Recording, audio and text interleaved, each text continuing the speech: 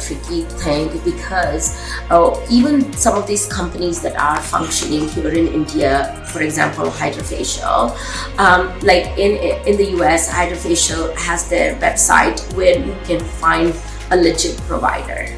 It's very easy in the US. If you want a Botox or filler, you go onto their website. They'll give you the legit providers for them as well. We do not have such kind of facility here in India, so it gets really tricky because I'm also telling you that we are using this and we are, erasing this.